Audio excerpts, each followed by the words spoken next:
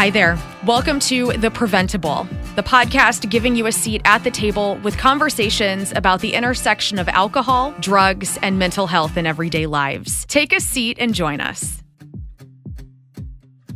Welcome to The PrevenTable. Before we get started today, I want to make sure we give a big thanks to Hubbard Radio for allowing us to use their space for recording and helping us be able to present you all with these exciting conversations at The PrevenTable. Today, I'm very excited to have our guest, Amanda from the Poison Center with us. How are you doing today? I am just fine, thank you. Good. Well, let's start. So again, I feel like I say this a lot about people, and I think it's probably because I've been working in this space for quite a while, but most of our guests I have crossed paths with, worked with, met many times throughout the years. But I like to give you a chance to tell our listeners and our viewers a little more about who you are. So you want to start by introducing yourself? Sure. My name's Amanda Ruback, and I work as a nurse and the community outreach coordinator at the Missouri Poison Center here in the St. Louis area. I'm a nurse by training and now do community and prevention work in the field of poison prevention. Yeah. And I've worked at the Poison Center for about 15 years now. Very cool. So how did you get drawn into doing this type of work? Well, it is a very unusual path. Actually ended up with an injury and couldn't physically do nursing, and I had to use my training in a different way. And so in that sense, I was able to transition to the Poison Center to actually take calls over the phone, and then worked my way into the education and outreach role through several years of work on the phone lines. Very cool. Well, so, I mean, not that you were injured right. and going to do that, but what an interesting path to get to what you're doing today. Yes. So your education that you do, what does that mean? What kind of education are you able to offer? What type of spaces are you in? Yeah. So I am anywhere and everywhere. I do anything from working with preschool students who are learning about medicine. Do you do the Mr. Yuck stickers? Yep, is that Mr. Yuck. Okay. Yep, he's an iconic figure that's been around since before I was a kid. Yeah. So something like that with poison prevention, through grade school, teenagers with just first aid for poisoning, a lot of parent groups. Of course, young kids get into things. So just talking about poison prevention and safety. And then even on through older adults, where we talk mostly about medicine safety and that we're a resource for people of all ages. So, what are the most common questions you get or the calls that come into the Poison Center? Yeah, I mean, I think most of us as call takers or have been on the phone lines will say, there's never something we haven't heard already. So there are lots of a variety of scenarios, from my child got into the diaper bag and ate the diaper cream, or my child bit into a glow stick, or I took a double dose of a medicine, or even I intentionally took something to harm myself. So it can be the gamut. It can also be outdoor poisons like snakes and spiders. So we deal with all sorts of things in and out of the home. Wow. Yeah, so I'm sure you just have to know such a wide range of information then, too, to be able to respond to questions. And even as an educator, I'm sure that probably you get thrown for a loop sometime in presentations of people I have a question, or yesterday at my house this happened. Yeah, everybody's usually got a poison control story from their childhood of either something they ate or a sibling ate or the time their mom had to call. So yeah, we hear lots of stories. We hear lots of what ifs or scenarios or what would happen if. Yeah. So we kind of do have a wide array of expertise. So all the people who answer the phone are all nurses and pharmacists. So they're medical people by background with additional training. Very cool. Well, as you know, that Prevent+Ed and the work that we do is so concentrated in substance use prevention. And I know that you've been connected to many of the coalitions that we work with and conferences that focus on substance use work. And you know that Prevent+Ed, we've done a lot of work in the space around cannabis and have a whole campaign of In the Weeds, where since the adult use of cannabis was legalized in the state of Missouri. And even before that, when we were talking about, medical dispensaries using cannabis popped up. And so I was hoping today we could talk a little more about maybe changes you've seen or impact you've seen since some of the laws have changed here in Missouri. Yeah, we kind of realized from talking with other poison centers across the country and states where they've legalized many, many years ago, that we would be expecting to see some trends and numbers. But we really started seeing that back in about 2019, where we saw a lot more kids exposed, especially our young children, those 0 to 5 age, where they're not partaking in cannabis, but they're ingesting it or swallowing it from edible sources, that those numbers started creeping up a little bit once we started to do some legalization.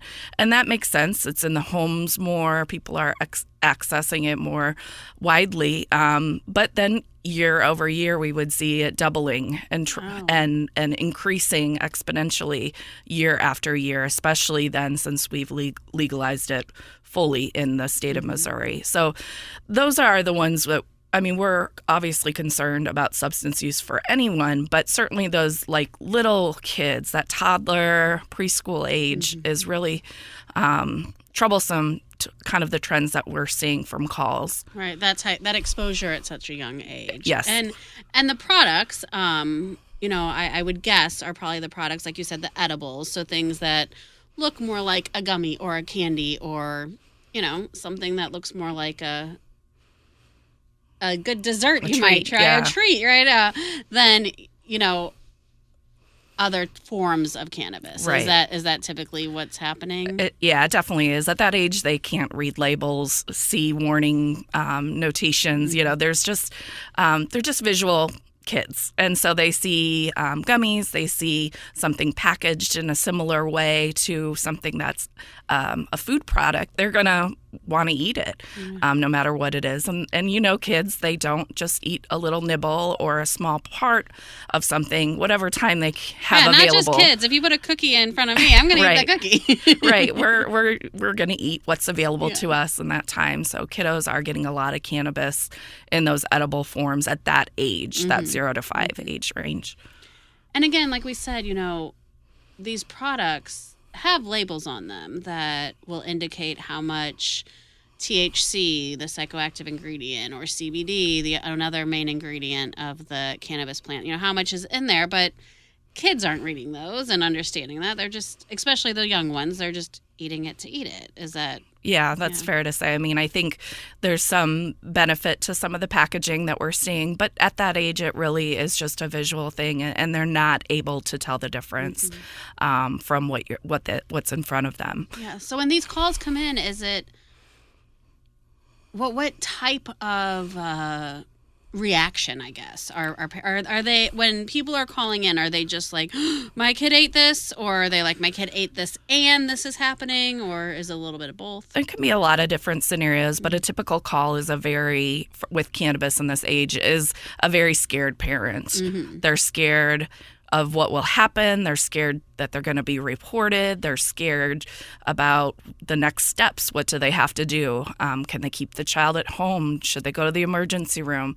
And so that is very much a typical reaction. And they're sometimes often scared to give you a lot of the information. And so sometimes a picture's not entirely clear of like, was it this sibling or that sibling? Right. Could it have been the dog? Or how much they ate. And so there's a lot of detective work that the call takers do to kind of get to the story and to really get the best understanding what happened and what the risks are, which is what we provide to them. We'll check the weight of the child against some guidelines that we have, the amount of potential THC or other products, and then make a determination of what to do next. Yeah. So in that kind of, I'll call it a decision tree. I don't know what that's a good word for it. Good. I'm making that up, so I'm glad it works. So like that decision tree, kind of what are some of the recommendations then? I guess, like, what is the continuum there? Everything from just kind of watch them for a few hours to, oh, you need to probably go to the emergency room. Kind of, what are some things in there? They're still pretty fluid as we're learning. As we learn and more kiddos across the United States are experiencing this, we change our guidelines very frequently. So they're still pretty fluid, but yeah, the decision could be anything from really much a non-exposure, not really seeing much missing. Therefore, we probably could stay home safely as long as the person is able to check on them for an extended period of time. That's the other thing with edibles is it's not a 2-hour watch. It's probably 6, 8, 12 hours or more. So they have to be able to do that safely. The other is, something in the middle. And then the extreme is that they ingested a lot or they're already having a significant amount of symptoms where they're drowsy or stumbling, they're vomiting profusely, they're agitated. So they're already, well into feeling some effects. And then we would recommend that child go to the emergency room to be monitored safely and to kind of figure out next steps because of the length of time we see symptoms with kiddos. Yeah. And there's only so much you can do over the phone. Correct. In that circumstance. Yeah. So you talked about the just ongoing increase of calls, and that hasn't stopped. That's what I was kind of hearing you say. Yeah, it hasn't stopped. We did have we ended 2024 a little lower than 2023, but not a significant amount that we would say we're seeing it decreasing. So we do expect the numbers to continue to increase as products are more widely available. Yeah. Lots more people have them in their homes. And, we're seeing some changes in the laws with packaging and safety. But we continue to see the increase. And we've talked a lot about kind of that young range, that 0 to 5. So is that the most that you're receiving calls about? Or, what about then the kind of the 5 to, I don't know what your breakdowns are, but I would think, middle school age and then high school age or even adults. Sure. Are we seeing some of those too? Yeah, we are seeing some numbers of like 6 to 12 where there's still some unknown if it's intentional or not. Whether it's something at school where a kiddo brings something in and thought it was one thing, but it ends up being a cannabis product. Middle school and high school certainly do see a lot of teens more so in the intentional or using products of a variety of kinds, and then adults too. So, but the biggest population and the one we are doing a lot of research and focus on is that young 0 to 5, because that age they really do not need to be having any exposure to cannabis. Yeah, and we know that for most young people that age, it was not an intentional. Correct. Fascinating. So our love language is prevention, and I know that it's in your heart as well. So when we're talking about prevention and we're talking about preventing the exposure, or even preventing young kids from having access to these products or needing to make a call to the Poison Center, right? What are some of the messages? What are some of the resources that you share with people? Yeah, I think one of the main things that we talk about is treating it a lot like medication, treating cannabis a lot like medication, especially with our edible products. Ideally, they need to be locked up, out of sight, out of reach, just like you would do that with your prescription medications or your over-the-counter. Some show and tell. I brought some show and tell, but there are lots of different safety devices that have different combinations and locking measurements. Now, these specifically were made for medication, but other products could be put into these. Easily. Yeah, that's a whether big container. And this one too is kind of like a little padlock system where you could store things safely and out of reach. These aren't very expensive. I mean, under $20, you could get a sizable container that is safe. There's pouches and other things too. But making sure that you store it and put it away each and every time, that you don't leave any out between use, just like the same messaging we talk about with medicine. Really keep it stored safely away from children. And then besides that, not using products that you don't want children to mimic in front of children. So that goes with, taking a prescription medicine in front of a child or using a cannabis product, even an edible product in front of a child who might be a little more impressionable. Yeah, So absolutely. And I know that, the different storage devices and locked storage devices, I should say, have been around even when we were doing more medication prevention and all of those things as well. And a question we receive sometimes is like, well, somebody could break into that, or, they're not, they could still get the product that's inside. Yeah. I mean, children are resourceful. They're very curious. And obviously that is true, but it is a good slowing mechanism. Just like how pill bottles have child safety resistant lids, it slows them down. It's not 100% foolproof, and we know that. We know locks and cabinets aren't either, but it is one safety thing that we can do just to reduce the risk and slow them down while you have time to maybe, hang up that phone call or come back in from getting the mail or whatever the scenario is that has you distracted.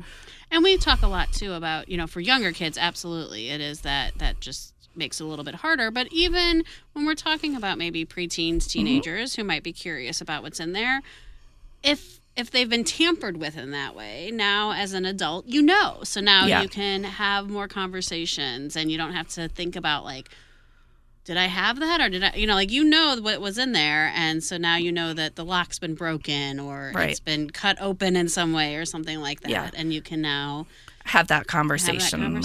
And talk about it in a respectful way. I think the other thing that's important, and I didn't mention, is to keep these products in the original packaging. Oh, yeah. So anything with label and ingredients is really important to poison centers, because that is how we tell you what it is, what the dangers are, what the risks are.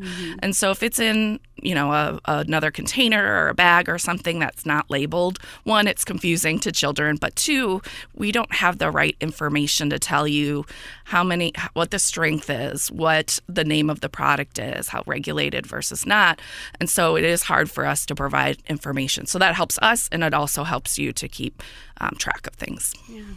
One more question, and I'm circling back just a little bit here, but when people call the Poison Center, if they are fearful of getting in trouble, are people able to call anonymously? Yeah, absolutely. That is one thing we really pride ourselves on, is our ability to be able to be that neutral party, to answer those questions without any judgment, as well as you can remain anonymous.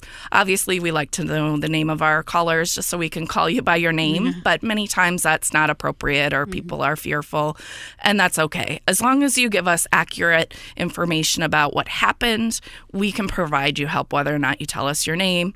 But anything that you do tell us is all covered by like HIPAA guidelines, all that privacy stuff that your doctor's office takes care of.